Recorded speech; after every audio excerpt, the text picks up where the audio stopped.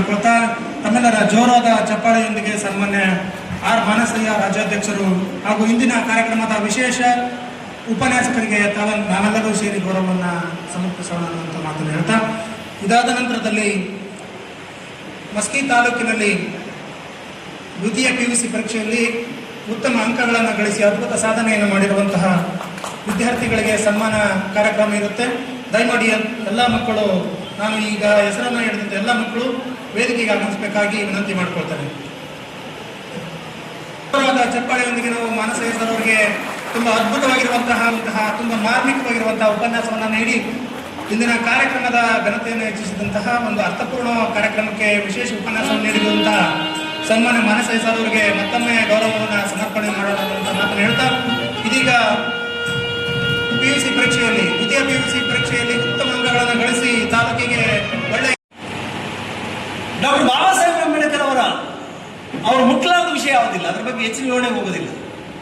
ಈ ದೇಶಕ್ಕೆ, ಈ ದೇಶದ ಸಮಸ್ಯೆಗಳಿಗೆ, ಯಾವ್ಯಾವ ಸಮಸ್ಯೆಗಳಿಗೆ ಪರಿಹಾರ ಹುಡುಕಬೇಕಂತ ಅವರು ಪ್ರಯತ್ನ ಮಾಡಿದ್ರೆ ಬಹುತೇಕ ಆ ಕ್ಷೇತ್ರದಲ್ಲಿ ಬಹಳ ಗಹನವಾದ ವಿಶ್ಲೇಷಣಾತ್ಮಕವಾದ ಓದು ಡಾಕ್ಟರ್ ಬಾಬಾ ಸಾಹೇಬ್ ಅಂಬೇಡ್ಕರ್ ಅವರು.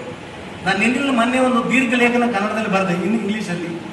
ನಿನ್ನೆ ಮತ್ತು ಇವತ್ತು ಕೂಡ ಅದು ಭಾರತದ ಎಲ್ಲ ಭಾಷೆಯಲ್ಲಿ ಟ್ರಾನ್ಸ್ಲೇಟ್ ಆಗಿದೆ. ಅಂಬೇಡ್ಕರ್ ಅವರ ಜಯಂತಿಯನ್ನು ಅರ್ಥಪೂರ್ಣವಾಗಿ ಆಚರಿಸುವುದು ಹೇಗೆ ಅಂತೇಳಿ ನಾನು ಸುಮ್ಮನೆ ರೆಫರೆನ್ಸ್ಗೆ ಅದು ಮಾಡಕ್ಕೆ. ಸೊ ಅಂಬೇಡ್ಕರ್ ಅವರನ್ನು ನಾವು ಎಷ್ಟು ವರ್ಣಿಸಿದ್ರು ಸಾಲದು. ಈಗ ಅಗತ್ಯವಾಗಿದ್ದು ಅಂಬೇಡ್ಕರ್ ಅವರ ವರ್ಣನೆ ಅಲ್ಲ, ಅಂಬೇಡ್ಕರ್ ಅವರ ವಿಚಾರಧಾರೆಯನ್ನ ಸದುಪಯೋಗ ಪಡಿಸ್ಕೊಳ್ಳೋದು, ಈ ಸಮಾಜದಲ್ಲಿ ಇಳಿಸೋದು. ಔಷಧ ಅಂದ್ರೆ ಹಚ್ಚೋದು ಸಲುವಾಗಿರೋದು ಅಲ್ಲ, ಔಷಧ ಅಂದ್ರೆ ತೋರಿಸೋ ಸಲುವಾಗಿರೋದಲ್ಲ. ಡಾಕ್ಟರ್ ಬಾಬಾ ಸಾಹೇಬ್ ಅಂಬೇಡ್ಕರ್ ವಿಚಾರಧಾರೆಗಳು ಭಾಷಣದ ವಸ್ತುಗಳಲ್ಲ, ಅಥವಾ ಗೋಡೆ ಮೇಲೆ ಕೊಟೇಶನ್ಗಳಲ್ಲ, ಅವುಗಳನ್ನು ಜಾರಿ ಮಾಡಬೇಕಾಗಿದೆ. ಹಾಗಾದ್ರೆ ಭಾರತದಲ್ಲಿ ಬಾಬಾ ಸಾಹೇಬ್ ಅಂಬೇಡ್ಕರ್ ವಿಚಾರಗಳು ಜಾರಿ ಆಗ್ಯವೇನು? ಯಾರು ಜಾರಿ ಮಾಡಿದ್ದಾರೆ? ಎಷ್ಟು ನಾವು ಜಾರಿಗೆ ತಂದಿವೆ? ಎಷ್ಟು ಸರ್ಕಾರಗಳು ಜಾರಿಗೆ ತಂದಿವೆ? ಸೊ ಅಂಬೇಡ್ಕರ್ ಅವರನ್ನ ನಾವು ಎಷ್ಟು ವರ್ಣಿಸಿದ್ರು ಸಾಲದು. ಈಗ ಅಗತ್ಯವಾಗಿದ್ದು ಅಂಬೇಡ್ಕರ್ ಅವರ ವರ್ಣನೆ ಅಲ್ಲ, ಅಂಬೇಡ್ಕರ್ ಅವರ ವಿಚಾರಧಾರೆಯನ್ನ ಸದುಪಯೋಗ ಪಡಿಸ್ಕೊಳ್ಳೋದು, ಈ ಸಮಾಜದಲ್ಲಿ ಇಳಿಸೋದು.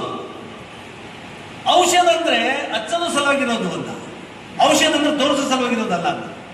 ಡಾಕ್ಟರ್ ಬಾಬಾ ಸಾಹೇಬ್ ಅಂಬೇಡ್ಕರ್ ವಿಚಾರಧಾರೆಗಳು ಭಾಷಣದ ವಸ್ತುಗಳಲ್ಲ, ಅಥವಾ ಗೋಡೆ ಮೇಲೆ ಕೊಟೇಶನ್ಗಳಲ್ಲ, ಅವುಗಳನ್ನು ಜಾರಿ ಮಾಡಬೇಕಾಗಿದೆ.